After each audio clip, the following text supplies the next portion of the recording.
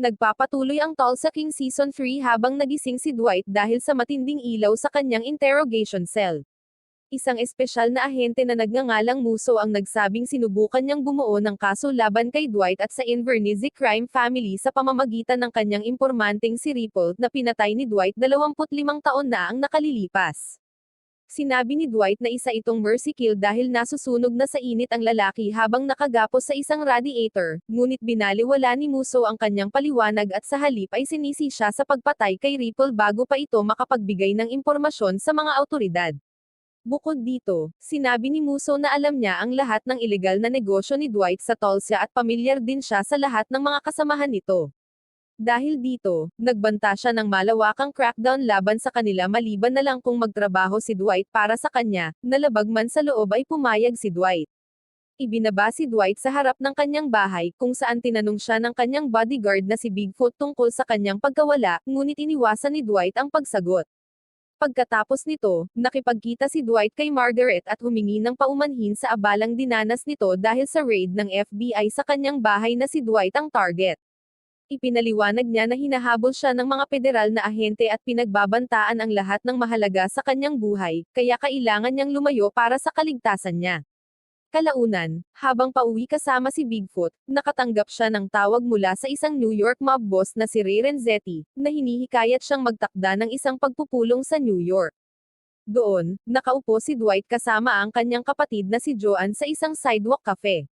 Habang dumaraan ang prosesyon ng San Janeiro Festival, ipinaliwanag niya sa kanyang dalawang apo na sina Cody at Ryan na si San Janeiro ay maling binitay ng Roman Emperor dahil sa inggit sa kakayahan nitong pakalmayan ang bulkan ng Mount Vesuvius, kaya hindi sila dapat kusang gumawa ng mabubuting gawain.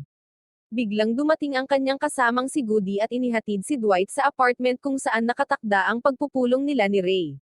Pagdating doon, inutusan si Dwight na pumasok ng mag-isa, habang naghihintay sa labas sina Bigfoot at Goody. Sa loob, sinalubong ni Ray si Dwight habang naghahanda ito ng regalo para sa kaarawan ng kanyang mga apo, saka inalok siyang umupo sa mesa. Doon, inilatag ni Ray ang kanyang kahilingan na magkaroon ng bahagi sa negosyo ni Dwight sa Tulsa kapalit ng pagtatatag ng kanyang pamilya sa New York. Tinanggihan ni Dwight ang alok ni Ray sa kabila ng mga nakatagong banta nito at galit na lumabas ng apartment. Paglabas niya, sinabi niya kay Goody na tila sinusubukan siyang itulak ni Ray sa maagang pagre-retiro sa pamamagitan ng pag-aalok sa kanya ng kontrol sa sarili niyang teritoryo, kaya tinanggihan niya ito. Bumalik sa Tulsa, hindi nagtagumpay ang kasamahan ni Dwight na si Mitch sa pagbebenta ng isang kotse sa isang matandang babae sa bago niyang binili na car dealership nang biglang magpakita ang kanyang dating kasintahan na si Cleo Montig upang sorpresahin siya. Kalaunan, habang nagkukumustahan sina Cleo at Mitch sa garahe ng dealership, ibinunyag ni Cleo na bumalik siya sa Tulsa upang tulungan ang kanyang ama, na ang negosyo nitong distillery ay dumaranas ng matinding problemang pinansyal at nasa bingit ng pagbebenta. Hinulaan ni Mitch na ang lokal na negosyanteng si Jeremiah Dooner ang target na bumili ng distillery, na kinumpirma ni Cleo bago siya umalis at inimbitahan siya sa kanilang yard sale. Samantala, nagtungo si Dwight sa Bread to Box Salon upang uminom, at sumama rin si Margaret. Tinanong niya kung bakit siya iniwan ni Dwight, na ipinaliwanag naman ni Dwight na ito ay dahil sa mga federal na ahenteng humahabol sa kanya, dahil sa paniniwalang maaari siyang pilitin ng mga ito na gumawa ng masasamang bagay at mas mabuting lumayo na lamang siya sa kanya. Gayunpaman, lubos na tinanggihan ni Margaret ang ideyang iyon at binigyan si Dwight ng isang badge na may mga bituin bilang regalo, na malinaw na nagpapakita ng balak niyang manatili sa tabi niya. Pag-alis ni Margaret, dumating si Mitch at nagreklamo kay Dwight tungkol sa kanyang car dealership na negosyong hindi niya gusto, at ipinaalam sa kanya ang oportunidad na bilhin ang naluluging distillery na pag-aari ng ama ni Cleo. Inalok niya si Dwight ng alak mula sa distillery, na labis na nagustuhan ni Dwight, kaya't pumasok siya sa laban upang bilhin ang negosyo, kahit na nangangahulugan ito ng panganib na magkaroon ng tunggalian kay Jeremiah Dooner, na matagal nang nag-aabang dito. Sa ibang lugar sa marijuana dispensary ni Dwight na tinatawag na Even Higher Plane, dumating si Joanne at ipinaalam kay Body ang kanyang tungkulin na ihatid ang mga kinita na pera sa Kansas City mob.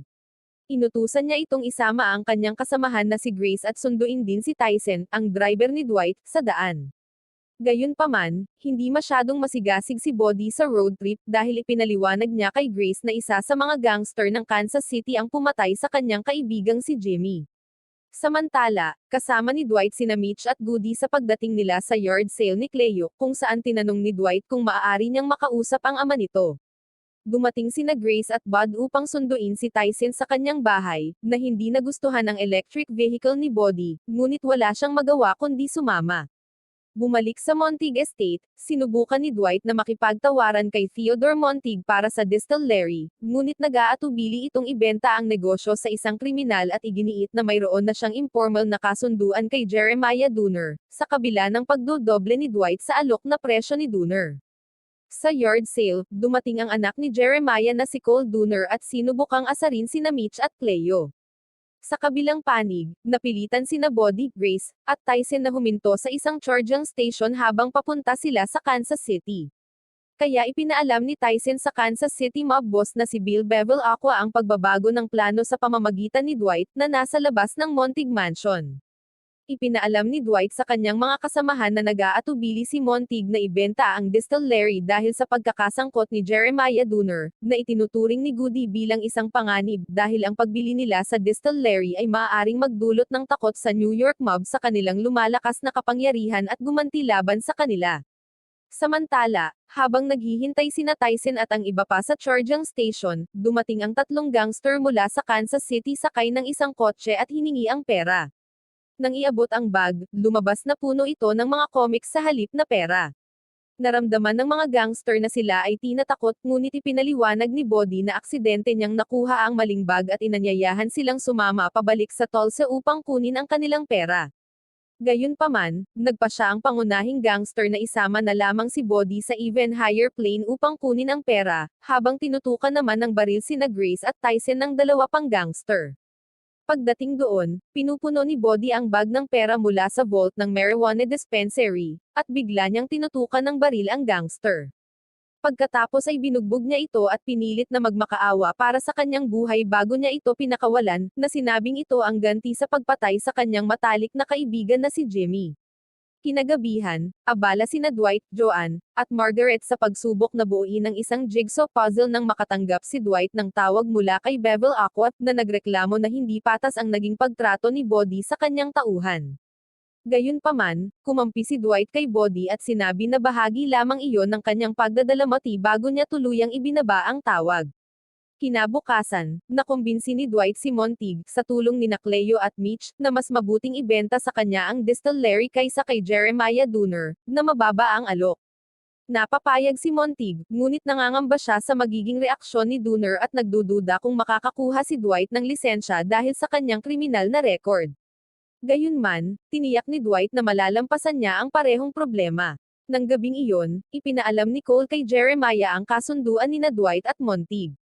Samantala, nakatanggap si Dwight ng tawag mula kay Musso na nagbabala sa kanya na maging handa sa mga susunod pang utos sa mga darating na araw, at ipinaalam na alam niya ang tungkol sa kasunduan ni Dwight kay Montague. Ilang sandali lang ang lumipas, dumating si Jeremiah Dooner sa bahay ng Montague at mariing hiniling na ipaliwanag kung bakit nakipagkasundo ito kay Dwight gayong mayroon na silang napagkasunduan. Ipinagtanggol ni Montague ang kanyang desisyon at sinabing mas maganda ang alok ni Dwight kaysa sa alok ni Jeremiah, kaya nagbago siya ng isip.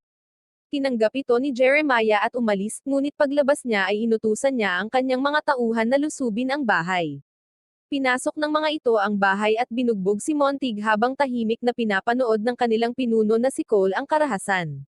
Pagkatapos ay sinunog ang lugar, at pinanood ito ni Jeremiah Dooner mula sa isang ligtas na distansya. Kinaumagahan, nagulat sina Dwight at ang kanyang grupo habang tinitingnan ang nasunog na Montague Mansion, at inisip ni Dwight kung si Cole Dooner lamang ang may kagagawa ng pagsunog. Ngunit iginiit ni Mitch na walang ginagawa si Cole nang walang utos ng kanyang ama. Kaya malinaw na ang Dixie Mafia na pinamumunuan ni Jeremiah Dooner ang sumuporta sa pag-atake. Kalaunan, nang dumalo si Dwight sa libing ni Theodore Montague, ipinaalam sa kanya ni Goody na ang kanilang kasamahang si Armand ay hindi na tumutugon at kamakailan lamang ay sumali sa isang Alcoholics Anonymous support group kung saan maaaring mabunyag ang mga lihim ng kanilang kriminal na operasyon. Kaya inutusan ni Dwight si Goody na alamin ang kalagayan ni Armand upang maiwasan ang anumang problema. Habang nagbibigay galang sina Dwight at Margaret kay Montague, dumating din sina Jeremiah at Cole Dooner, na nagtulak kay Dwight na harapin si Jeremiah at sinabihan ito na hindi niya basta-basta masusunog ang kanyang bahay. Gayunpaman, hindi natinag si Jeremiah at inalok si Dwight ng 3 beses na halaga ng binayad niya para sa distillery. Tahasang tinanggihan ni Dwight ang alok at sa sandaling iyon ay dumating si Cleo at inatake si Cole dahil sa lakas ng loob nitong dumalo sa libing. Ngunit nang subukan ni Cole na pigilan siya, inihagis naman siya ni Mitch sa lupa habang nagbabantang papatayin siya ni Cole. Kinabukasan, ibinunyag ni Joanne na walang kinita ang distillery sa loob ng nakaraang 10 taon, kaya mas mabuting tanggapin na nila ang alok ni Dooner. Ngunit sa palagay ni Dwight, mas mataas ang tunay na halaga ng distillery kung handang magbayad ng ganoon kalaki si Dooner para dito. Maya-maya, nang muling bumisita ang grupo ni Dwight sa mansyon, ipinaalam sa kanila ni Cleo na itinuring ng insurance examiner na isang aksidente lamang ang sunog, kaya wala siyang matatanggap na insurance. Iginiit niya na si Dooner ang nasa likod ng lahat ng ito at mahigpit ang hawak sa buong county, dahilan upang magtanong si Dwight kung bakit labis na interesado si Dooner sa isang naluluging distillery. Sinagot ni Cleo ang kanyang tanong sa pamamagitan ng pagdadala sa kanila sa isang lihim na imbakan sa kanilang sementeryo, kung saan may 200 container ng 50 taong gulang na vintage bourbon, na palihim na ginawa at itinago ng kanyang ama at lolo. Tansya ni Dwight, nagkakahalaga ito ng humigit kumulang $150 milyong. Pagkatapos nito, nagtungo ang grupo sa distillery at nakita nila itong nasa kaawa-awang kalagayan. Inatasan ni Dwight si Tyson na kumbunsihin ang kanyang ama na ayusin ang mga tubo, at nagpasya siyang lapitan ang lokal na distributor na si Walden Eustace bilang alternatibo sa mapagsamantalang alok ni Dooner. Samantala, binisita ni Goody ang AA support group upang hanapin si Armand at sinabi sa lahat na ipagbigay alam sa kanya kung may nalalaman sila tungkol sa kinaroroonan nito, dahil ito ay nawawala na. Kalaunan, binisita ni Tyson ang kanyang ama at hiniling na magtrabaho ito sa distillery, ngunit tumanggi ang ama dahil sa mga panganib na kaakibat ng negosyo. Gayunpaman, sinabi ni Tyson na inaasahan niya itong pumasok sa linggo, at kalaunan ay pinayuhan din siya ng kanyang ina na tanggapin ang trabaho upang mabantayan si Tyson, kaya pumayag siya. Samantala, sinamahan ni Mitch at Bigfoot si Dwight at binisita nila si Walden Eustace upang makipagkasundo sa pamamahagi ng kanilang alak mula sa distillery. Ngunit nag-aatubili si Walden na tanggapin ang alok kaya gumagawa siya ng mga dahilan. Gayunpaman, tinatakot siya ni Bigfoot, at tiniyak ni Dwight kay Walden ang proteksyon laban kay Dooner kapalit ng kanyang serbisyo, kaya't napilitan itong pumayag. Sa gabi, binisita ni Cole si Cleo habang mag-isa ito sa distillery at iginiit na wala siyang kinalaman sa pagkamatay ng ama nito. Pagkatapos ay sinubukan niyang mag-propose kay Cleo, sinasabing siya ang mas mabuting pagpipilian kaysa kay Mitch, ngunit sinabi ni Cleo na mas pipiliin pa niyang mamatay kaysa pakasalan siya, at pinalayas siya. Kinabukasan, dumating si Bevel Aqua kasama ang kanyang mga tauhan sa distillery at binalaan si Dwight tungkol sa panganib na maidulot ng Dixie crime family. Iminungkahi naman ni Joanne ang paggamit ng kanilang mga laundry truck para ipamahagi ang alak, ngunit humingi si Bevel Aqua ng 50% ng kanilang kinikita, na tinanggihan niya. At 7.5% lamang ang inalok ni Dwight, na sa tingin niya ay kalaunan ay tatanggapin din ni Bevel Aqua. Samantala, nakatanggap si Bevel Aqua ng tawag mula sa New York mobster na si Vince na naghahanap ng mga bagong oportunidad. Kaya sinabi ni Bevel Aqua na maging alerto ito sa anumang trabahong may kinalaman sa bagong negosyo ng alak ni Dwight. Makalipas ang ilang sandali, dumating ang ama ni Tyson sa distillery at sinimulang ayusin ang mga tubo, habang tinanong naman ni Grace si Body kung makikipag-ayos ba siya sa gangster ni Bevel Aqua na pumatay kay Jimmy, na nagtulak kay Body na ibunyag ang plano niyang bantayan ito online upang gawing impyerno ang buhay nito. Sa sandaling iyon, lumapit ang gangster upang makipag-ayos kay Body, na tinanggap naman niya, ngunit buo pa rin ang loob niyang ituloy ang kanyang plano. Sa ibang lugar, ipinaalam ni Cole kay Jeremiah ang pagbisita ni Dwight kay Walden Eustace at ang presensya ni Bevel Aqua sa distillery. Kaya inutusan ni Jeremiah si Cole na saktan ang mga malalapit na kasamahan ni Dwight upang magpadala ng mensahe, at siya mismo ay bumisita kay Walden Eustace upang takutin ito na umatras sa kasunduan kay Dwight. Umalis siya matapos utusan ang kanyang mga tauhan na bugbugin si Walden. Samantala, pinabilis ng grupo ni Dwight ang pagsasaayos ng distillery at kalaunan ay nakalikha ng unang batch ng kanilang alak na kanilang ipinagdiwang. Maya-maya pa, ipinahayag ng ama ni Tyson ang kanyang mga pag-aalinlangan kay Tyson tungkol sa labis nitong pagkahumaling sa materyal na bagay, na makikita sa kanyang pananamit, salamin, at mga sasakyan. Kalaunan, inimbitahan ni Dwight si Cal Thrasher, na tumatakbo para sa pagka-governor, sa kanyang opisina at inalok ang kanyang suporta sa halalan kapalit ng mga pabor sa hinaharap. Tinanong ni Thrasher kung sinusubukan ni Dwight na kalabanin si Dooner sa pamamagitan ng pakikipagsosyo sa isang politiko, at tiniyak naman ni Dwight ito, kasabay ng ilang banta upang tiyakin ang katapatan ni Thrasher. Kinagabihan, habang nasa bahay ni Mitch si Cleo, narinig nila ang pagdating ng isang kotse malapit sa bahay. Nang lumabas si Mitch upang silipin gamit ang kanyang baril, siya ay inambush ng dalawang nakamaskarang lalaki.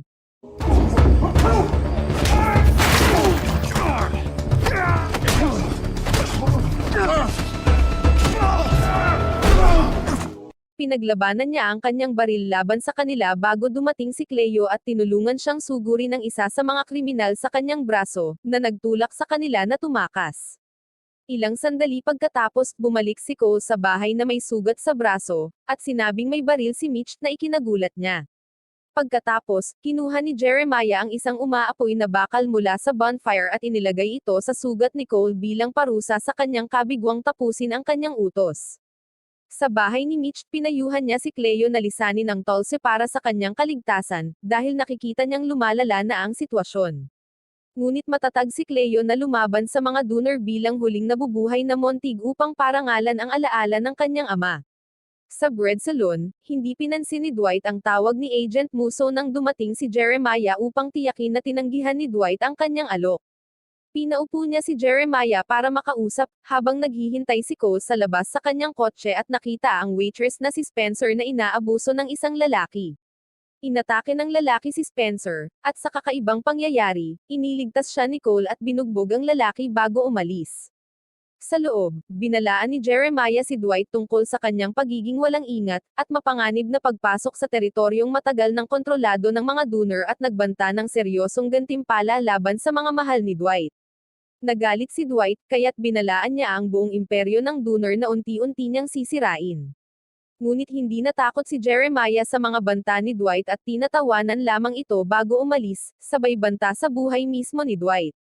Kinabukasan, dumating sina Dwight at Joanne sa distillery, kung saan inutusan ni Dwight ang kanyang grupo na manatiling alerto dahil aktibong nakabantay ang mga Dooner.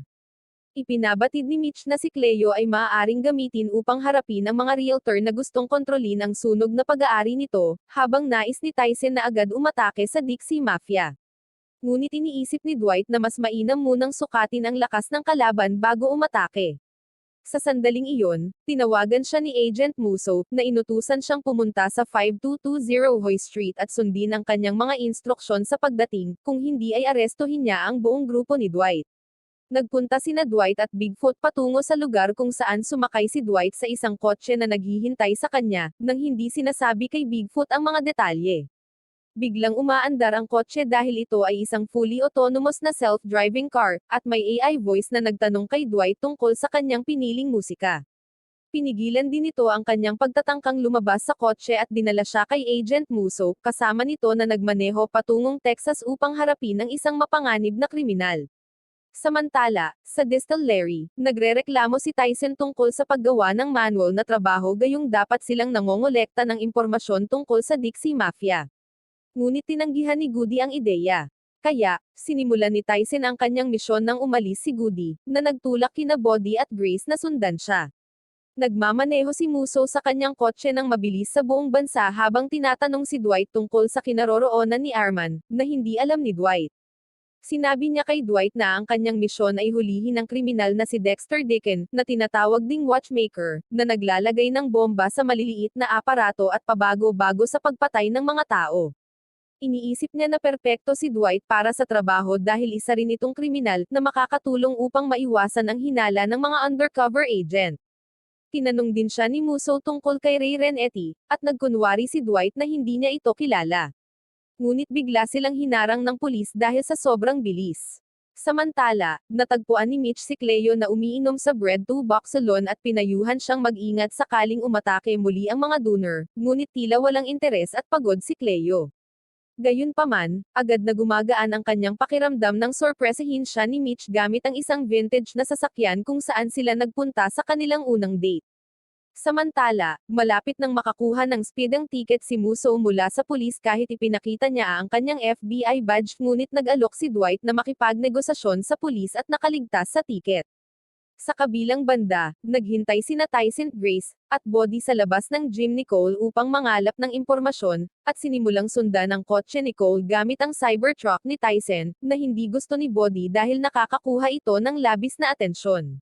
Samantala, nakipagnegosasyon si Dwight sa pulis, sinasabing isa siyang FBI informant, at nakaiwas sa speeding ticket sa pamamagitan ng pangakong bibigyan ang pulis ng courtside tickets para sa kanya at sa kanyang mga anak sa basketball match ng kanilang paboritong koponan. Samantala, sinundan ni Tyson Grace at Body ang kotse ni Cole patungo sa isang bodega, na kanilang sinubukang pasukin, ngunit natuklasan nilang ito pala ay isang community center kung saan naglalaro ng bingo ang mga matatanda. Kaya bumili sila ng coins upang sumali sa ibang mga kalahok.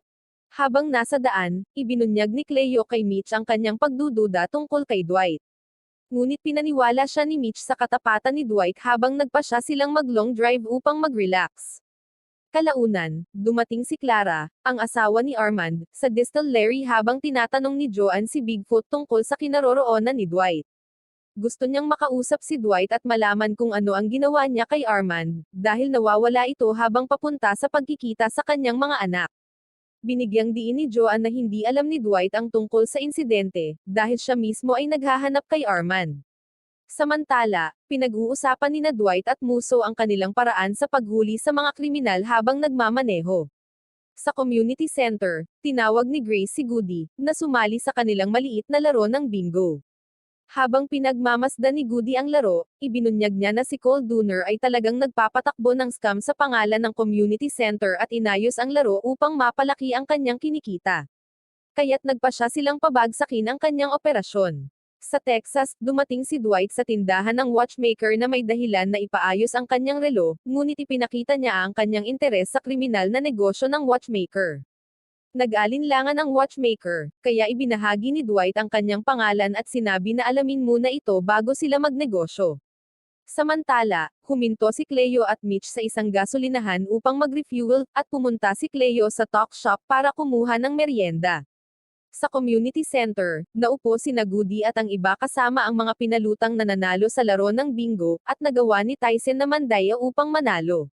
Ngunit hindi ibinigay ni Cole ang kanyang panalo hanggang sabihin ni Goody na masisira ang imahe ng negosyo nito kung hindi niya babayaran, kaya napilitan siyang magbayad. Sa gasolinahan, nagnakaw si Cleo, sinasabing makakatulong ito upang makalimot sa mga nangyari, at pinilit si Mitch na sumunod bago sila nagpatuloy sa long drive. Habang bumabalik, ibinunyag ni Musso na may personal siyang galit sa watchmaker at kailangan ni Dwight na pabagsakin ito.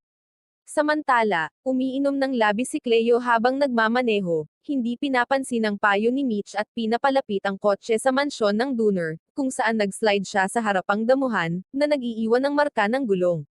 Pagkatapos, bumaba siya sa kotse at hinagis ang isang bote ng alak sa harapang pinto, at nagtutuloy gamit ang lighter upang sindihan ito, ngunit dumating ang mga gwardya upang pigilan siya. Dumating din si Jeremiah Dooner, at iginiit ni Cleo na sisindihan niya ang bahay nito gaya ng pagsunog sa kanya. Ngunit ngumiti si Jeremiah at sinabi na aksidente lamang iyon. Pinatawad niya ang pinsalang ginawa at sinabi kay Mitch na ilayo si Cleo sa kanyang ari-arian bago magbago ang kanyang isip. Samantala, nagdiwang sina Goody at ang iba sa kanilang maliit na tagumpay laban kay Cole sa isang club kung saan dinala si Tyson sa isang pribadong kwarto. Dito, dumating si Cole at itinutok ang kanyang baril kay Tyson. Kinagabihan, dumating sina Cleo at Mitch malapit sa Bread the Buck kung saan sinaway ni Mitch si Cleo dahil inilalagay niya sa panganib ang buhay ng buong grupo sa pamamagitan ng kanyang maling pagkilos, at binalaan siyang iiwan niya ito kung ipagpapatuloy niya ang ganoong kilos. Nangako naman si Cleo na magpapakita siya ng maayos na asal. Pagkatapos, dinala ni Cole at ng kanyang mga tauhan si Tyson sa pantalan at binugbog siya upang pilitin siyang ibigay ang lokasyon ng 50 taong gulang na alak. Ngunit matatag si Tyson na hindi magsisisi kahit patayin siya. Gayunpaman, nilinlang siya ni Cole at dinala ang isang stripper, na pinagbantaan na papatayin, kaya pumayag si Tyson na ibigay ang lokasyon. Ilang sandali pagkatapos, pumasok si Cole sa underground storage kung saan nakalagay ang mga container ng vintage na alak at iniutos sa kanyang mga tauhan na magdala ng mga truck upang may transport agad. Nakalock si Tyson sa kanyang Cybertruck, at pinaputukan siya ng mga tauhan ni Cole upang takutin. Sa bahay, pinag-uusapan ni Dwight at Margaret ang posibilidad na manalo si Thresher sa halalan sa Oklahoma, na hindi naman pinaniniwalaan ni Margaret. Kaya't hiningi ni Dwight na humanap siya ng alternatibong kandidato na maaari niyang suportahan o makahanap ng paraan upang baguhin ang suporta ng publiko pabor kay Thresher. Dumating ang tawag ni Goody kay Dwight, na nagbabala tungkol sa isang problema, at natuklasan niyang ninakaw ng mga donor ang mga container ng vintage na alak mula sa storage ng Montig. Sinuri ni Dwight si Tyson na binugbog at nagpasya siyang maghihiganti kay Jeremiah Dooner. Kinabukasan, sinaway ni Dwight ang kanyang grupo dahil naghiganti sila laban sa mga Dooner kahit sinabi niyang huwag gawin. Ipinakita niya ang kanyang pagkadismaya sa kanila dahil iniwan nila ang isa sa kanilang sariling tao, na laban sa kanilang pagpapahalaga sa pamilya. Kasabay nito, nagpasya si Dwight na mabawi ang alak at inutusan si Bodhi na hanapin ito sa website ng mga donor, habang inutusan si Grace na humanap ng high-end wholesaler upang mabilis itong may benta kapag na-recover na. Bagamat hindi niya pinuna si Tyson, sinisisi siya ni Bodhi at Grace sa pagkawala ng alak. Samantala, tinanong ni Joanne si Dwight tungkol sa kanyang pagkawala sa insidente, ngunit hindi siya sumagot. Ilang sandali pagkatapos, dumating si Bevel Aqua at natuklasan na ninakaw ang alak at napatay ang kanyang mga tauhan sa proseso. Ibinahagi rin niya ang kanyang takot na maaaring nahuli na ng mga kalaban si Armand at baka magsisi siya laban sa kanila, ngunit tiniyak ni Dwight na hindi tuta si Armand. Dumating si Bodhi na may camera footage ng alak na ninakaw at nilagay sa isang truck na nagtulak kay Dwight at Bevel Aqua na subaybayan ito. Pagkatapos, pag-uwi ni Tyson, nakita niya ang kanyang ama sa pintuan na sinaway siya sa pagpapahamak ng kanyang buhay at nagpasya siyang tulungan siyang mabawi ang alak. Sa kabilang banda, dumating sina Bevel Aqua at Dwight sa bahay ng truck driver na nakita nila sa video. Pumasok si Bevel Aqua sa bahay at kinidnap ang driver gamit ang baril bago tanungin tungkol sa alak, ngunit hinugot ng driver ang kanyang baril laban sa kanya, kaya pinaputukan siya ni Bevel Aqua at napatay. Samantala sa New York, dumating si Vincent kay Ray at ipinaalam sa kanya ang paglilipat ni Dwight sa negosyo ng alak, umaasang makakakuha ng gantimpala, ngunit tinrato siya ng malamig. Sa distillery, ipinakita ni Bodhi sa mobster kung paano niya hinahack ang website ng Dooner Enterprise upang isabotahe ang kanilang mga order at delivery, kaya humingi ang mobster ng tulong niya para alisin ang mga spam na order at tawag na natatanggap niya.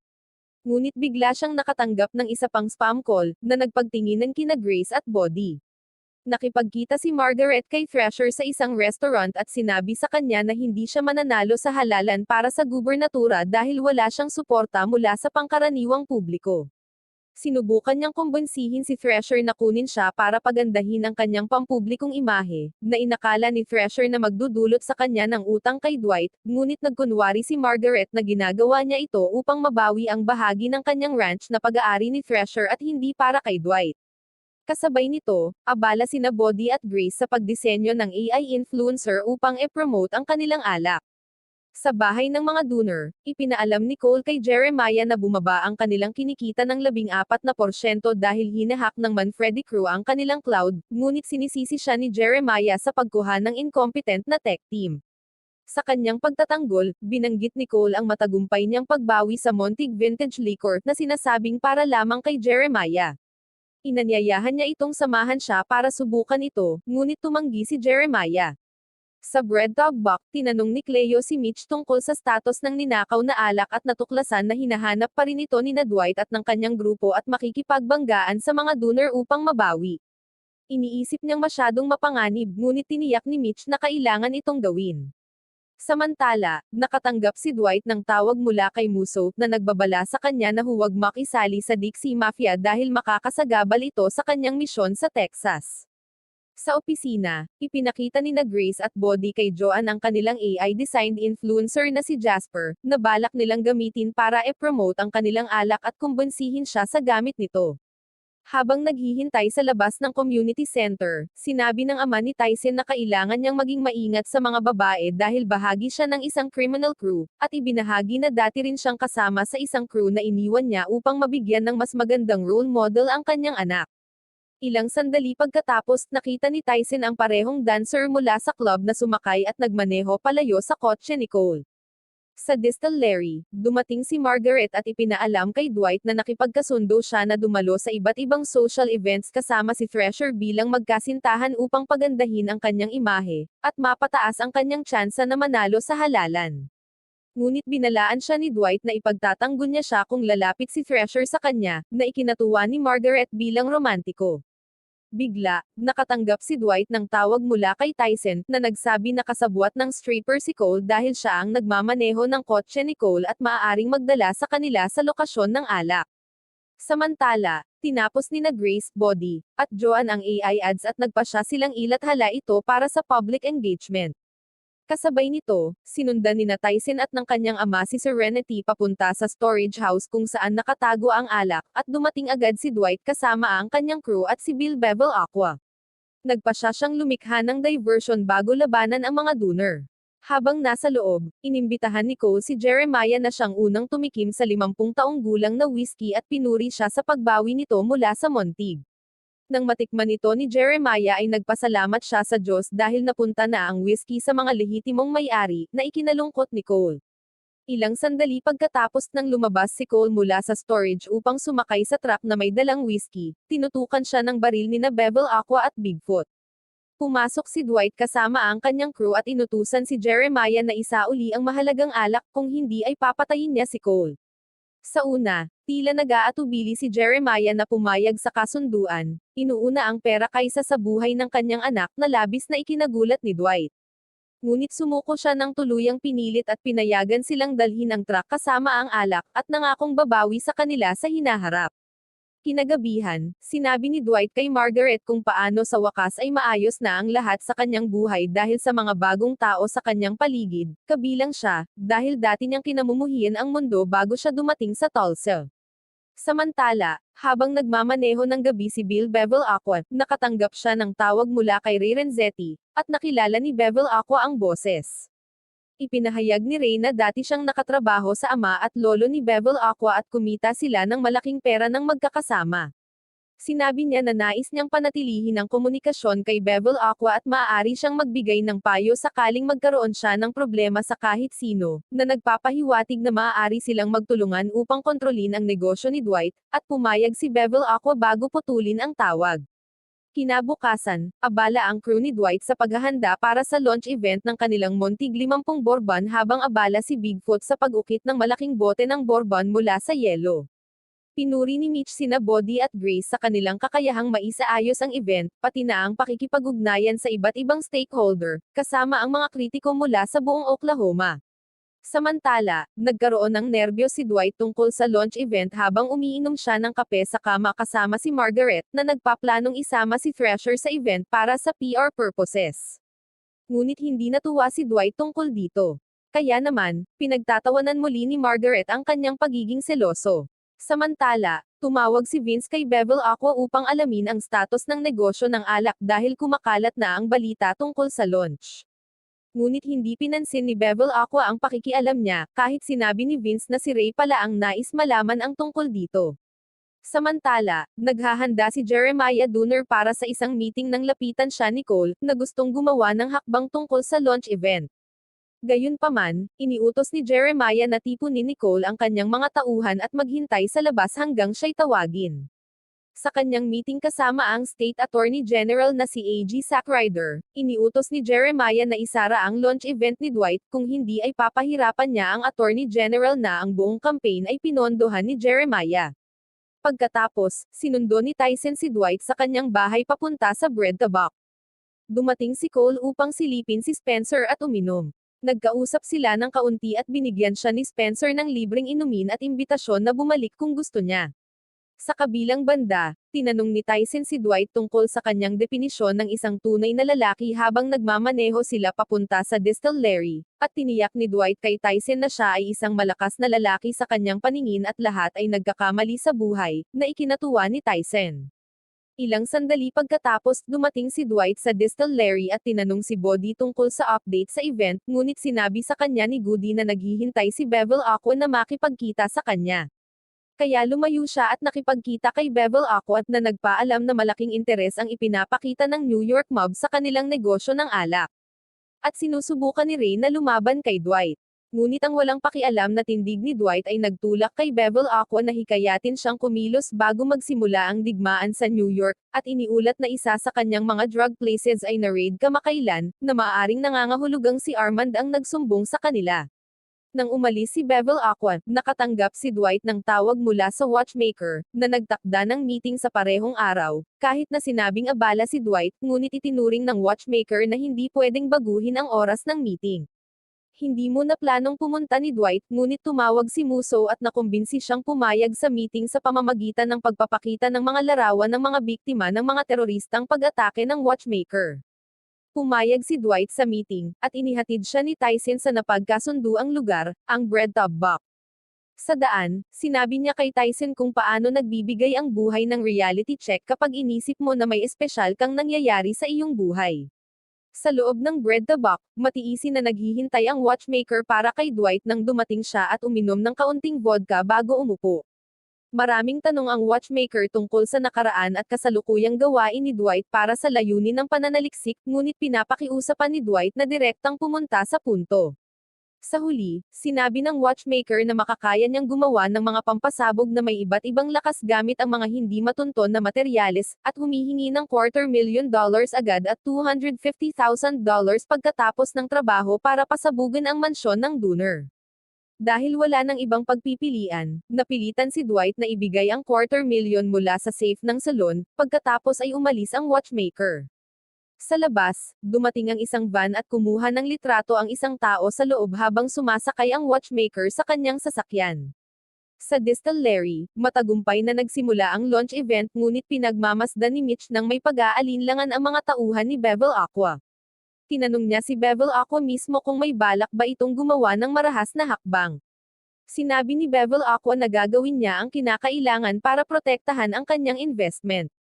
Habang hindi pa dumarating si Dwight para formal na simulan ng event, dumating ang isang health inspector para sa isang biglaang HSSE inspection, na ikinagalit ni Joanne, ngunit nakumbinsi siya ni Body na sumunod dahil may kapangyarihan ang inspector na isara ang event.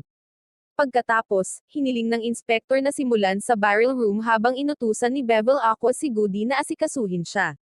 Samantala, papunta sa distillery si Dwight kasama si Tyson habang naroon si Margaret sa event kasama si Thrasher.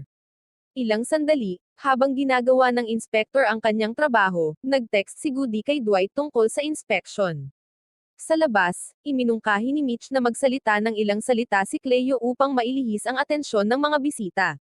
Sa loob, sinabi ng inspector na delikado ang barrel room para sa kalusugan, ngunit palihim na pumunta si Bigfoot sa likod ng mga container at itinulak ang mga ito, na natabunan ng inspector.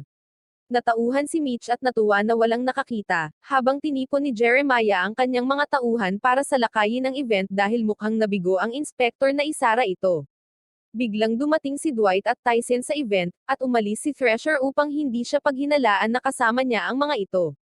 Ilang sandali pagkatapos, sinalakay ni Jeremiah at ng kanyang mga tauhan ang event kasama ang Attorney General at pulis. Umakyat siya sa entablado at sinabi na siya ang nagdisenyo ng formula ng Bourbon para sa ama ni Cleo, kaya pag-aari niya ito. Inutusan niya si Cole na basagin ang container ng Montig, at nagtagpo ang kanyang mga mata kay Spencer sa gitna ng tao. Habang ginagawa niya ito, nagkagulo, at hinatak ng buong crew ang kanilang mga baril laban sa mga Dooner, ngunit iniutos ng pulis na huminto sila habang umalis si Dooner na may utos sa galit na Attorney General na asikasuhin ang magiging epekto ng gulo. Nalungkot ang buong crew dahil sa nangyari sa event, at iniisip ni Joanne na nawasak na sila dahil ipapakita na sila ng media bilang mga tulisan. Gayunpaman, hinikayat ni Dwight ang crew na huwag mawalan ng pag-asa at magsimula muli simula bukas. Pagkatapos, dinala siya ni Goody sa barrel room para ipakita ang bangkay ng inspektor. Nagpa siya si Dwight na ituring ito bilang aksidente sa trabaho at hayaang matuklasan ni Body ang bangkay kinabukasan ng umaga. Sa gabing iyon, binisita ni Bevel Aqua si Dwight sa kanyang bahay at tinanong siya tungkol sa pagkawala niya sa event, at nagsinungaling si Dwight. Ngunit alam ni Bevel Aqua na may pulong siya sa isang estranghero sa bread tabak. Kaya naman, ipinahiwatig niya na maaaring kasali si Dwight sa pag-atake sa kanyang lugar at nagre-report laban sa kanya. Naiinis si Dwight at hinugot ang baril kay Bevel Aqua dahil tinawag siyang tuta.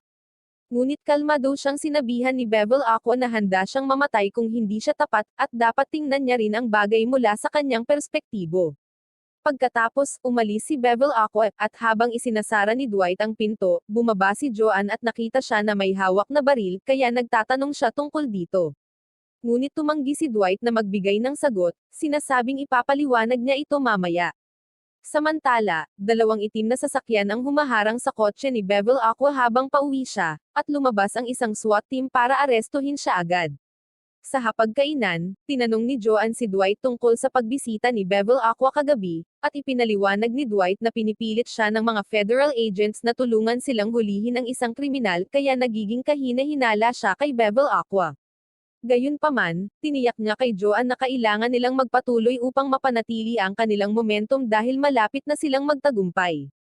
Samantala, iniimbestigahan ng pulis ang pagkamatay ng inspektor sa distillery, at tinanong ni Bodhi si Mitch kung bakit siya ang nakakita ng bangkay. Sinabi ni Mitch na pinlano nila ito dahil siya ang hindi kahina-hinala, at baka makita ito ng pulis bilang aksidente at hindi isara ang distillery. Gayunpaman, isinelyo pa rin nila ang distillery hanggang malaman ang sanhi ng aksidente, at dumaan si Cole upang tiyakin na maayos ang takbo ng mga bagay. Sa hapon, tinipon ni Dwight ang crew sa bread tabak, sinasabing gagamitin niya ang kanyang koneksyon para ilegal na ibenta ang kanilang bourbon sa mga espesyal na kliyente upang mapanatiling tumatakbo ang negosyo hanggang sa muling buksan ito. Pagkatapos, magsisimula silang magbenta sa buong bansa, na magdudulot ng malaking pera. Hinihiling niya kay Cleo at Mitch na bisitahin ang kaibigan niyang si Johnny Wednesday sa Shreveport, habang iniulat ni Goody ang pagkawala ni Bevel Aqua at tinanong kung ano ang nangyari kagabi.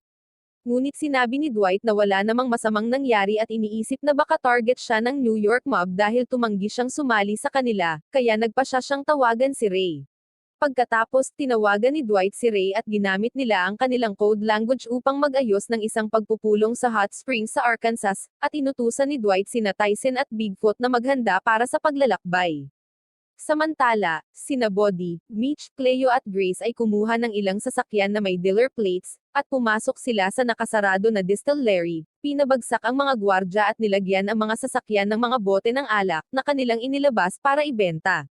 Samantala, sa mansyon ng Dooner, masayang iniulat ng Attorney General kay Jeremiah na nagawa nilang isarado ang distillery at naglagay din ng tracker sa sasakyan ni Dwight.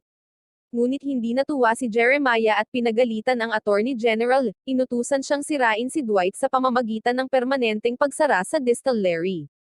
Pinagtawanan din ni Jeremiah si Cole dahil sa pagsuot ng camouflage shirt na hindi niya karapat-dapat suotin sa opisina, hindi tulad ng kanyang nakatatandang kapatid na naglingkod ng may karangalan sa Kandahar. Pagkatapos ay pinilit ni Jeremiah si Cole na pabagsakin si Dwight sa anumang paraan kung nais niyang ipagmalaki siya. Samantala, si Dwight at Tyson ay nasa biyahe papuntang Arkansas nang gamitin ng mga tauhan ni Cole ang tracker upang mahanap ang kanilang sasakyan at makatanggap ng utos na pabagsakin siya. Isa sa mga mobsters ni Bevel Aqua na si Art ay tumawag kay Bodhi habang nagmamaneho siya at si Grace sa iba't ibang estado upang maghatid ng alak, tinatanong siya tungkol sa pagkawala ni Bevel Aqua. Ngunit sinabi ni Bodhi na wala siyang alam tungkol dito. Kasabay nito, maingay si Bevel Aqua sa kanyang interrogation cell, humihingi ng pagkain habang tahimik na naghihintay si Musso sa labas. Samantala, nagdududa si Cleo sa kanilang tagumpay habang naglalakbay sila papuntang Shreveport. Ngunit naniniwala pa rin si Mitch at ikinuwento kung paano siya nahirapan upang makapagtayo ng bar matapos makalabas ng kulungan. Pagkatapos ay dumating si Dwight sa kanyang buhay at binago ang bar sa isang full-fledged na salon na tinawag na Bread Tabak. Biglang may opisyal na nakamotorsiklo na nagsignal sa kanila na huminto. Ininform ni Dwight si Bigfoot tungkol sa mga tauhan ni Cole na kanilang inambush mula sa likod ng subukang pumasok sa gas station shop upang atakihin sina Dwight at Tyson. Nilabanan niya ang dalawang tauhan hanggang sa bumagsak at ipinagpatuloy nila ang kanilang biyahe. Habang si Cole ay nagmamasid sa isa pang malapit na gasolinahan, iniutos ng opisyal kay Cleo at Mitch na iwan ang kanilang sasakyan at ibinigay ang pagbati mula kay Cole. Kasabay nito, iniulat ni Cole kay Jeremiah ang matagumpay na interception kay Mitch at Cleo na lihim na nagdadala ng Bourbon sa iba't ibang estado, ngunit sinabi ni Jeremiah na tatawag lamang siya kapag wala na si Dwight. Sa Arkansas, nag-check-in sina Dwight at ang kanyang grupo sa isang malaking hotel kung saan naka-schedule ang pagpupulong kay Ray. At sa kanilang pagkikita, napansin ni Tyson na mukhang mahina si Ray, ngunit sinabi ni Dwight sa kanya na napakadelikado ng taong iyon na 26 na taon nang namumuno sa sindikato, at ang kanyang mga kaaway ay kadalasang nauuwi sa kamatayan. Samantala, si Mitch at Cleo ay nakaposas, ngunit inatake nila ang pulis habang abala itong nagche-check ng trunk ng kotse, pinabagsak siya at kinukuha ang susi para buksan ang kanilang posas. Kinuha rin nila ang susi ng kanyang motorcycle at pinutol ang gulong bago sila umalis. Samantala, nag-aalala si Grace tungkol sa pagkawala ni Bevel Aqua at sa panganib na maaaring idulot nito, ngunit tiniyak ni Bodhi sa kanya na sulit ang perang kikitain nila, kaya't sinusuportahan niya si Dwight. Ilang sandali lang, dumating sina Cleo at Mitch sa kanilang destinasyon, ang Cataw Parish, at nakita nila si Johnny Wednesday na namamahala sa isang maliit na simbahan. Tinanggap niya sila, iniabot ang pera sa pintuan, at sinabihan silang batiin si Dwight habang mabilis na inilalabas ng kanyang mga tauhan ang Bourbon mula sa sasakyan. Sa hotel, dumating si Ray kasama ang kanyang mga tauhan at naghintay sa reception ng ilang minuto bago pumasok sa restaurant at makipagkita kay Dwight sa kanilang mesa. Napansin ni Dwight si Vince na nakaupo sa ibang mesa at nagtanong kung bakit naroon siya. Sinabi ni Ray na ngayon ay nagtatrabaho si Vince para sa kanya. Lumapit si Vince kay Dwight, ngunit hindi siya pinansin, kaya bumalik siya sa kanyang mesa. Nang magsimula ang kanilang pulong, dumating si Cole sa hotel at uminom sa bar. Binabantayan si Dwight, tinanong siya ni Ray tungkol sa negosyo ng alak at humiling ng bahagi rito. Ngunit sinabi ni Dwight na may mga kasama siyang dapat alagaan. Walang pakialam si Ray at iginiit ang 80% na bahagi ng negosyo at hindi sinagot ang mga tanong ni Dwight tungkol sa pagkawala ni Bevel Aqua. Habang abala sa mainit na pagtatalo, nagsuot ng maskara si Cole at ang kanyang mga tauhan at nagsimulang barilin si Dwight, kaya nagtakbuhan sila sa likod ng mesa. Isa sa mga tauhan ni Ray ay nabaril habang nakatakas kasama ang natitirang tauhan at sinisi si Dwight sa pag-atake, na itinanggi ni Dwight, habang tumakas din si Cole. Samantala, nagpahinga sina Cleo at Mitch sa isang diner matapos ang mahabang biyahe. Samantala, ipinaalam ni Goody kay Dwight na natagpuan ng pulis si Armand na patay sa isang flophouse. Dagdag pa rito, hindi sumasagot si Ray sa mga tawag ni Dwight, kaya nagkaroon siya ng dahilan na isipin na nagsimula na ang isang digmaan. Sa Bread the Buck Casino, nakatanggap si Dwight ng tawag mula sa isang hindi kilalang numero, na lumalabas na si Ray.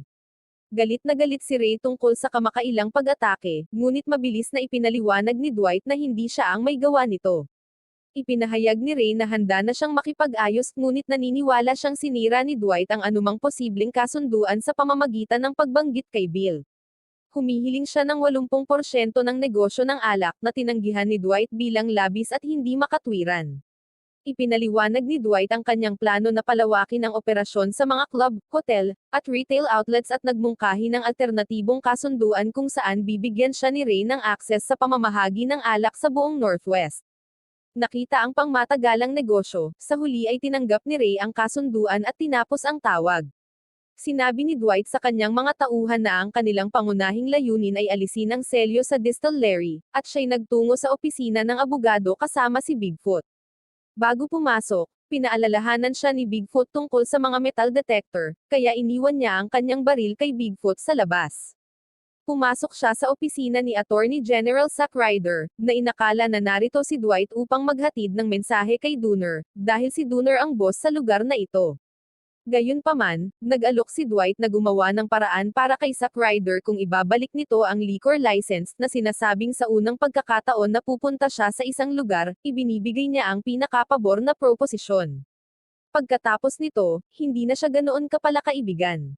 Sinabi ni Zack Ryder kay Dwight na hindi niya alam ang potensyal ni Dooner, ngunit tiniyak ni Dwight sa kanya na alam niya ito ng husto.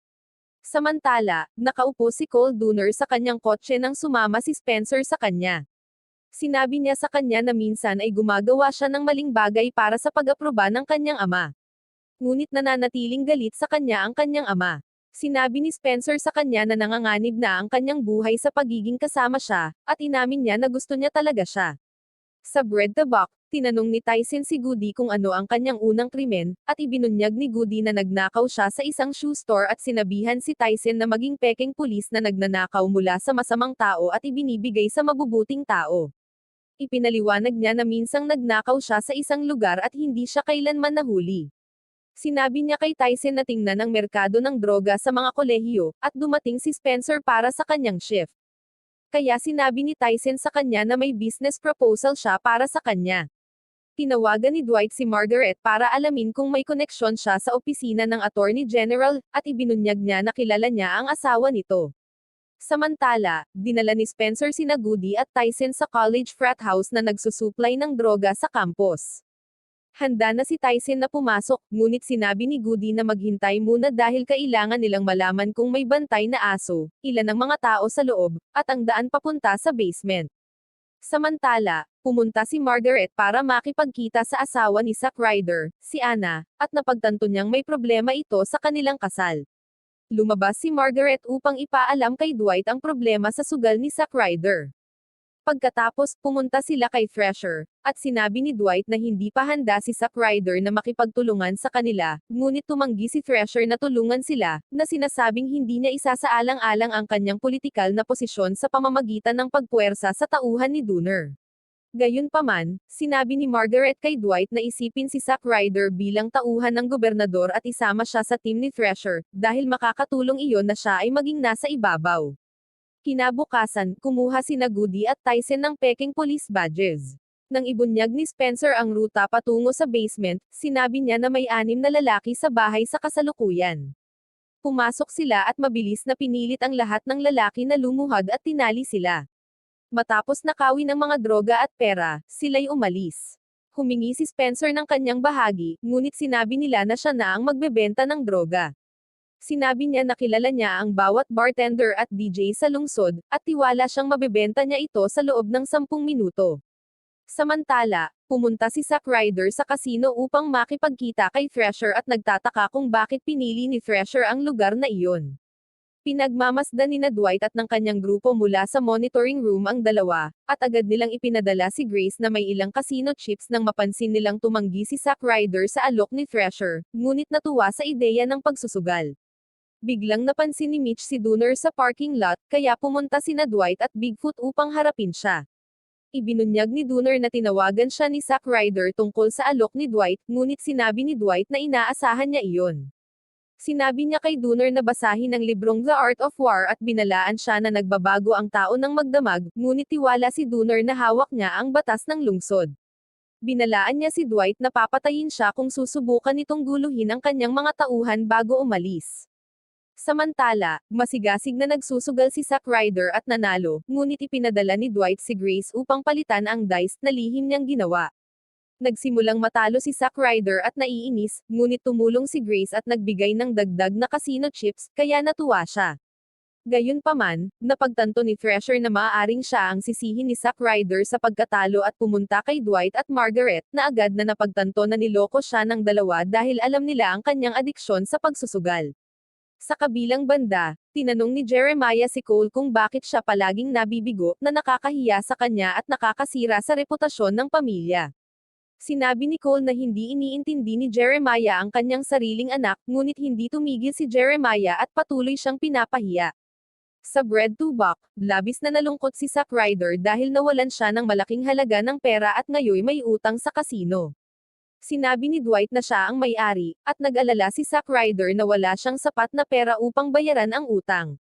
Sinabi ni Dwight na handa siyang tanggalin ang utang, at tiniyak na susuportahan niya si Zack Ryder kung sasang-ayon itong sumama sa kanya. Wala nang pagpipilian si Zack Ryder dahil sa kanyang desperado na sitwasyon. Ipinadala ni Dwight kay Jeremiah Dooner ang librong The Art of War na may nakasulat na "You Lost." Dumiretso siya sa opisina ng Attorney General at galit na tinanong si Zack Ryder kung naibalik ba niya ang lisensya ni Dwight.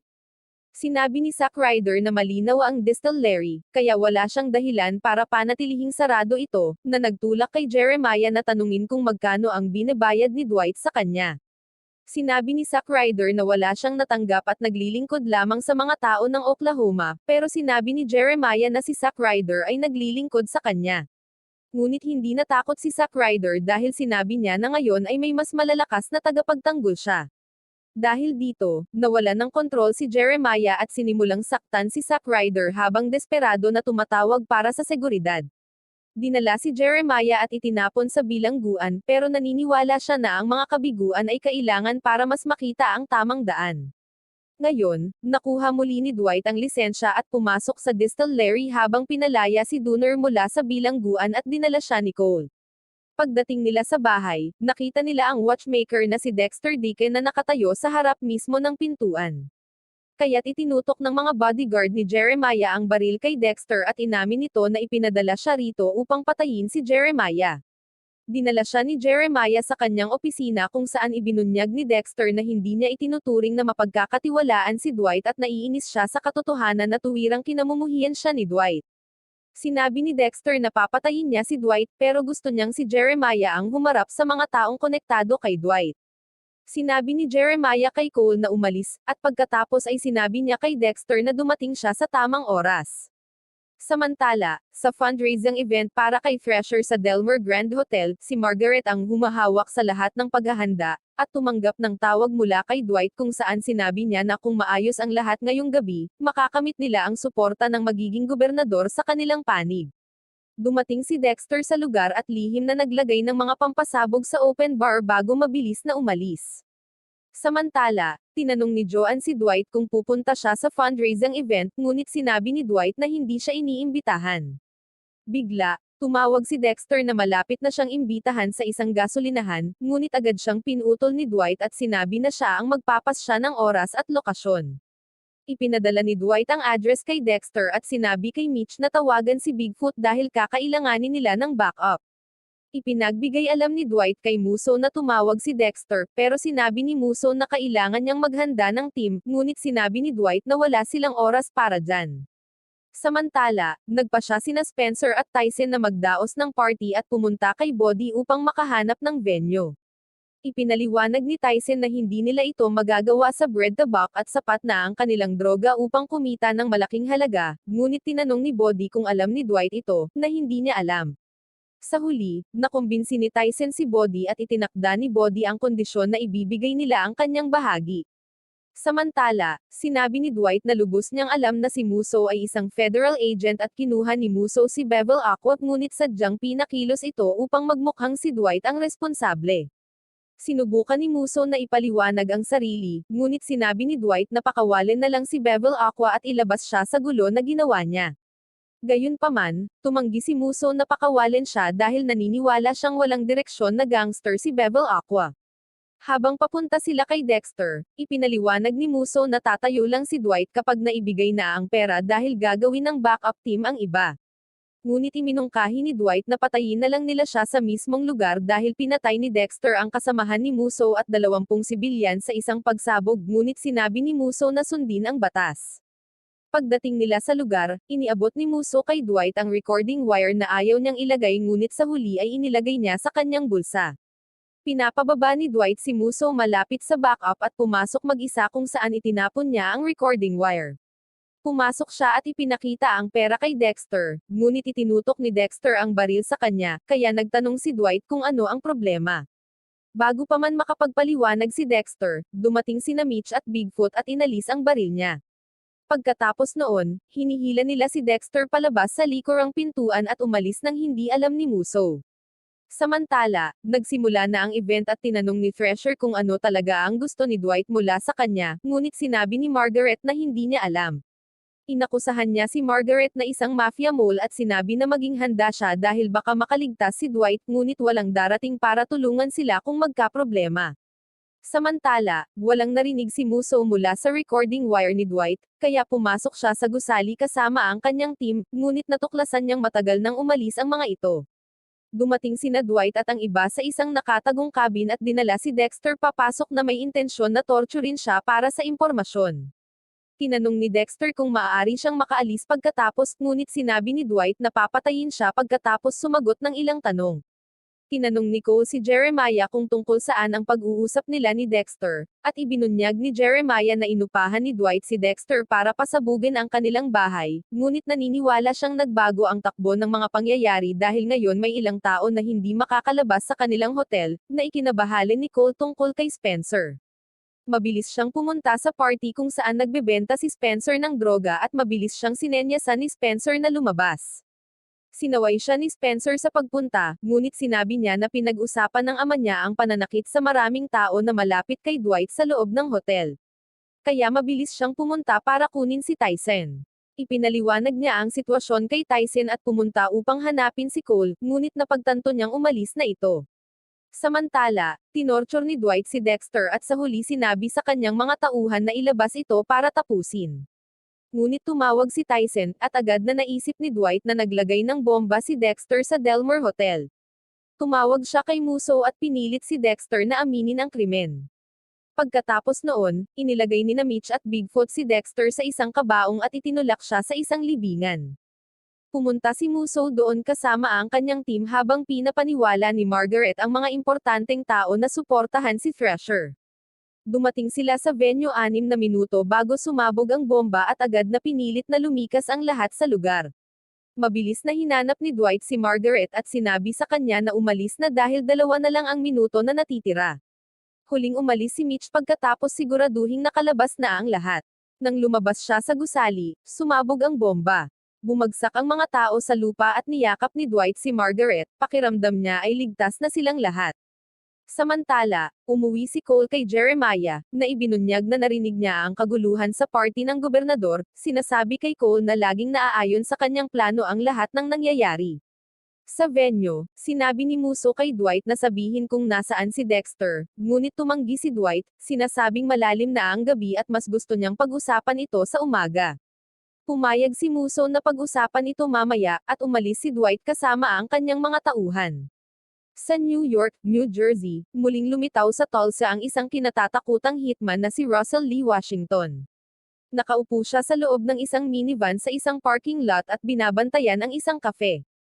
Pagkatapos ay pumunta siya sa loob, sinasabi na siya ay mula sa Sterling Property Management para i-check ang fire alarm, ngunit sinabi ng cashier na hindi siya naabisuhan tungkol sa bisita. Nagkunwari si Russell na babalik mamaya, alam niyang papayagan siya ng cashier na makapasok dahil natatakot ito sa multa na ipapataw sa kafe. Pumunta siya sa security room at mabilis na pinatay ang lahat ng kamera bago sumakay sa elevator papunta sa ika-5 palapag kung saan lihim siyang pumasok sa isang apartment. Binaril niya ang lalaki na nanonood ng TV at binaril muli ng 2 beses para matiyak na patay ito. Matapos matapos ang trabaho sa Barclay Hotel, bumalik siya sa kanyang shop at nagkunwaring electrician na nagtatrabaho sa Arrow Electric Supply. Dumalaw si Vince sa kanya at hindi natuwa si Russell dahil natapos na niya ang trabaho. Ngunit sinabi ni Vince na gusto ni Ray na makipagkita kay Russell ng personal. Pumunta si Russell kay Ray at sinabi na ginawa lamang niya ang assassination job dahil kay Ray. Ngunit ngayon, tapos na siya, dahil ginawa niya ang higit pa sa utang niya. Sinabi ni Ray na kailangan niyang gawin ng isang huling trabaho, pagkatapos ay malaya na siyang umalis. Sinabi niya na patayin si Dwight dahil wala itong loyalty, ngunit tumanggi si Russell. Pinapaalala ni Ray sa kanya na wala siyang pagpipilian. Kinabukasan, bumisita si Musso sa distillery ni Dwight upang tanungin siya tungkol sa lokasyon ni Dexter, ngunit sinabi ni Dwight na huwag na ulit itong paulit-ulit na itanong, dahil mababa lang ang prioridad ni Dexter at hindi na babalik. Gayunpaman, ibinunyag niya na naitala niya ang lahat ng impormasyon na ibinigay ni Dexter, ngunit ibibigay lamang niya ang recording kay Musso kung makakakuha sila ng federal liquor license. Dumating si Joanne at umalis si Dwight kasama siya, nagsisinungaling na si Musso ay isang nagbebenta ng alak. Ipinamahagi nila ang kanilang alak sa buong bayan, pumapalit sa mga distillery ng Dooner. Ang alak ng Dooner ay naibalik sa kanilang pabrika, at nagulat si Cole nang malaman niya ito habang iniulat ng kanyang mga empleyado na marami sa kanilang regular na customer ang hindi na bumili ng kanilang alak. Samantala, dumating si Russell sa Bread to Buck at umupo sa bar habang ikinukwento ni Tyson kay Dwight ang kanyang negosyo kasama si Spencer. Hindi binanggit ang detalye ng pagbebenta ng droga, lumapit si Russell sa mesa ni Dwight, na natuwa na makita siya at ikinuwento ang tungkol sa distillery. Tinanong niya kung bakit naroroon si Russell, at sinabi ni Russell na patungo siya sa New Orleans. Ngunit sinabi ni Dwight na hindi daanan ang Tulsa, kaya tiyak na may ibang dahilan si Russell kung bakit siya nandito. Napagtanto ni Dwight na inupahan siya ni Ray upang patayin siya. Ngunit sinabi ni Russell na kung siya ang gagawa ng pagpatay, hindi nila ito pag-uusapan ngayon. Pareho nilang inilagay ang kanilang mga baril sa mesa at ipinaliwanag ni Dwight na ang pagtanggi sa utos ni Ray ay maaaring magdala ng seryosong problema. Inimbitahan ni Dwight si Russell sa hapunan, ngunit tumanggi siya, sinasabi na may trabaho pa siyang dapat tapusin bago umalis. Sumama si Goody kay Dwight at nag-aalala na baka umatake si Russell, ngunit sigurado si Dwight na isang taong may dangal si Russell. Nagdesisyon silang ipakalat ang balita sa lahat upang maging handa kung may turista na pupunta sa Tulsa.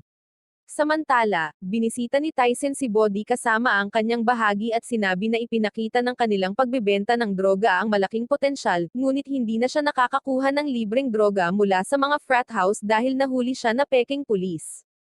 Humingi siya kay Bodhi ng supplier, at nag-atubiling pumayag si Bodhi na kunin ang mga droga para kay Tyson. Sa kabilang banda, tumanggap si Russell ng tawag mula kay Ray, na nagpapaalala kung gaano kahalaga ang trabaho, ngunit sinabi ni Russell na hindi niya ito gagawin, kaya nagalit si Ray at nagbanta na papatayin siya at itapon ang katawan sa kalye. Sa Montig Distillery, abala si Joanne sa trabaho nang dumating si Grace at sinabi na gusto niyang matuto mula sa kanya. Kaya tinanggap siya ni Joanne. Samantala, pumunta si Cole sa opisina ni Jeremiah at sinabi na nawalan sila ng 6 na distributor dahil pumirma ang Montig ng kasunduan para sa isang pambansang paglulunsad. Nagalit si Jeremiah at umuwi kung saan sinira niya ang mga gamit-gamit ang palakol bago umiyak na ikinagulat din ni Cole. Pagdating ng gabi, sinabi ni Mitch kay Dwight na may isa pang turista mula sa New York na nakarating sa Tulsa at ibinunyag ang lokasyon ng inn kung saan siya nananatili. Pagkatapos nito, dumating si Margaret sa Bread the Buck upang sabihin kay Dwight na hindi siya makakasama sa hapunan ngayong gabi dahil may pagpupulong si Thresher kasama ang Fraternal Order of Police. Pinagtatawanan siya ni Dwight, sinasabi na kampante siya dahil napakaraming pulis ang magpoprotekta sa kanyang kasintahan. Pauwi si Dwight at nagsimulang magtrabaho sa isang puzzle nang dumating si Russell sa kanyang bahay na may silenced na baril. Kumatok si Russell sa bell at lumapit si Dwight na may hawak na baril, ngunit huminahon nang makita na si Russell iyon. Sa loob, pinupuri siya ni Dwight, sinasabi na dumating siya para kunin ang buhay ni Dwight sa pangalawang beses sa loob ng isang araw, ngunit gumawa siya ng matapang na desisyon na huwag gawin ito. Sinabi ni Dwight na huwag seryosohin si Ray at umuwi na lamang sa kanyang pamilya. Ipinahayag din ni Dwight na nagpadala si Ray ng isa pang hitman mula New York para targetin silang dalawa, at nagtungo sila sa lokasyon na sinabi ni Mitch. Samantala, sa isa pang rave party na inorganisa ni Tyson, napansin ng isang lalaki si Spencer na namimigay ng droga at nagpadala ng security. Sinabi ng security na hindi sila pwedeng magbenta ng droga doon at dapat umalis. Ngunit nagkunwari sina Spencer at Tyson na wala silang ginawang mali. Sinubukang paalisin sila ng gwardya, kaya inalok siya ni Spencer ng bahagi, ngunit pinalayas sila nito.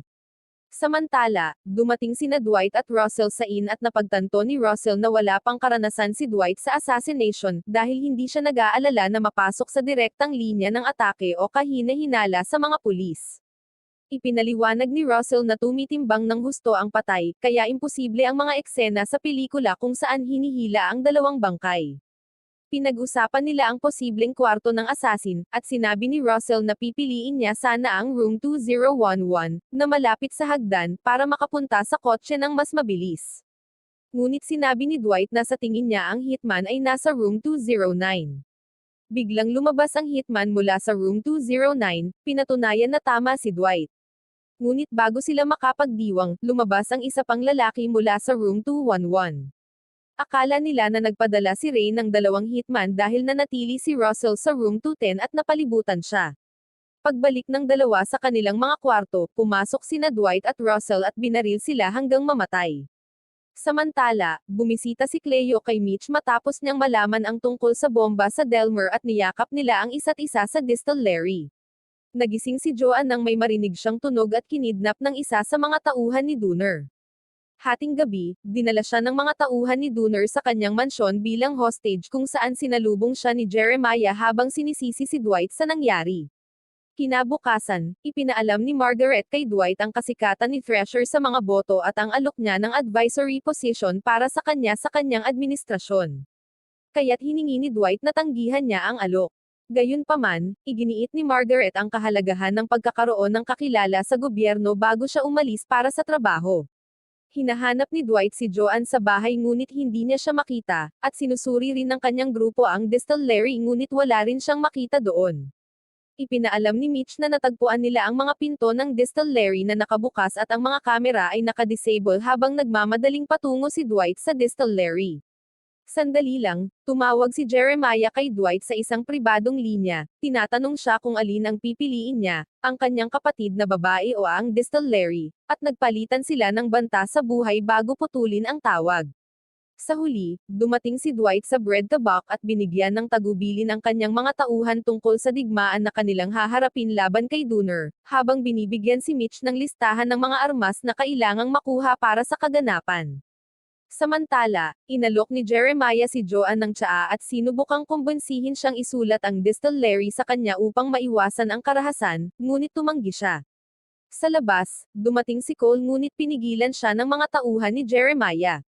Sa ibang lugar, dumating si Russell Lee sa lokal na car dealership at pumili ng Cadillac para bilhin, habang natagpuan ni Cole si Joanne na nakatali sa opisina ni Jeremiah. Pinalaya niya siya at binigyan ng tubig habang pinapayuhan na isulat ang distillery kay Dwight dahil marami na siyang ari-arian. Gayunpaman, sinasabi ni Joanne na maaaring saktan pa rin siya ni Jeremiah at tiyak na re-responde si Dwight. Sa bread tabak, natagpuan ni Russell Lee si Dwight na tensyonado at nagboluntaryong tulungan siyang iligtas si Joanne kahit pinaalalahanan siya ni Dwight na lisanin na ang tolse bago siya mahanap ni Ray. Habang nasa weed dispensary, inutusan ni Bodhi ang kanyang cashier na panatilihing bukas ang shop sakaling subukang humanap ng kanlungan ni Joanne doon at binigyan siya ng baril para sa kaligtasan. Sandali lang, dumating si Cole at humiling na makausap si Dwight, sinasabing alam niya kung saan hawak ni Jeremiah si Joanne.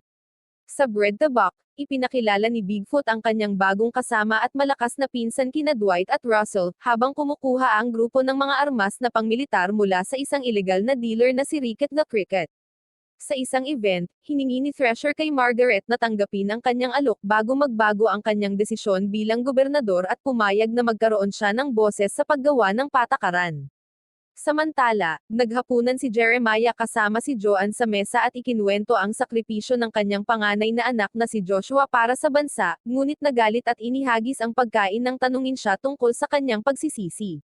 Sa bread tabak, tinatalakay ni Mitch ang taktika sa pag-atake kasama ang iba habang dumating si Spencer kasama si Cole, na sinasabing nandito siya upang tumulong.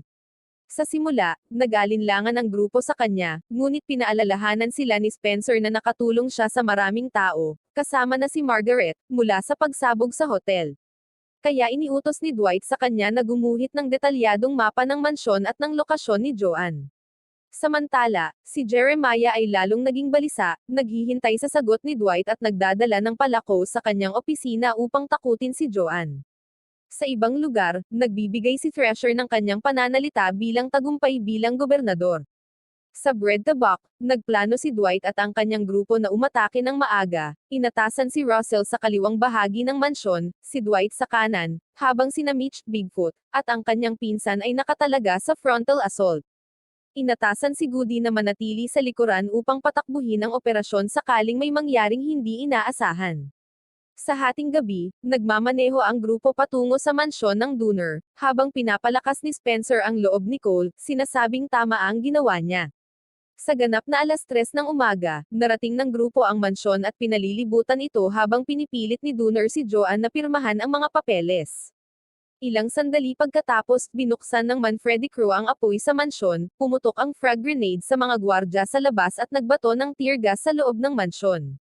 Sinimulan nilang tanggalin ang mga guns ni Dooner sa loob ng mansyon habang nagsusuot sina Russell at Dwight ng gas mask. Samantala, itinapon ni Jeremiah si Joanne sa sahig at kinuha ang kanyang shotgun, ginamit ito para barilin si Dwight na pababa sa hagdan, ngunit hindi ito natamaan. Itinapon ni Jeremiah ang walang bala na shotgun at tumakbo palabas ng bahay sa likurang pinto. Natagpuan ni Dwight si Joanne at inutusan si Mitch na dalhin siya sa ligtas na lugar habang siya mismo ay humahabol kay Jeremiah. Paglabas ni Russell sa gusali, nakita niya ang ilang guns ni Dooner na tumatakbo at binaril ang mga ito. Natagpuan ni Dwight si Jeremiah na nagtatago sa kanyang outhouse, pinabagsak sa lupa at sinimulang bugbugin hanggang sa mapigilan siya. Ikinabot niya si Jeremiah sa isang poste at inihalin tulad siya sa isang lizard na naglalakad sa tubig sa pamamagitan ng paglikha ng maliliit na bula na pumuputok kapag nagkamali. Sinindihan niya ito upang ipaghiganti si Theodore Montig habang siya'y naglalakad palayo. Pagkatapos, nagdiriwang ang buong grupo sa Bread the Buck, at ibinunyag ni Russell ang kanyang plano na umalis patungong New Orleans at magsimula ng bagong buhay tulad ni Dwight bago magpaalam. Nakita ni Dwight si Agent Musso sa salon at nagpaalam upang pumunta sa kanyang opisina, kung saan ibinigay sa kanya ni Musso ang isang federal permit para sa pagbebenta ng alak na sabi niya ay halos imposible makuha. Dapat maging mapagpasalamat si Dwight sa kanya. Bilang kapalit, ibinigay ni Dwight kay Musso ang USB drive na naglalaman ng lahat ng pagpapahayag at krimen ng watchmaker na si Dexter. Tinanong ni Musso ang tungkol sa katawan ng watchmaker, na sinabi ni Dwight na wala siyang pakialam dahil hindi na ito kailanman mahahanap. Umalis si Musso at bumalik si Dwight upang makasama si Margaret. Umupo sila ng magkasama habang si Mitch ay tumutugtog ng gitara at kumakanta sa entablado para sa kasiyahan ng lahat. Wow naman! Doon nagtatapos ang pelikula mga idolo, salamat sa inyong panonood.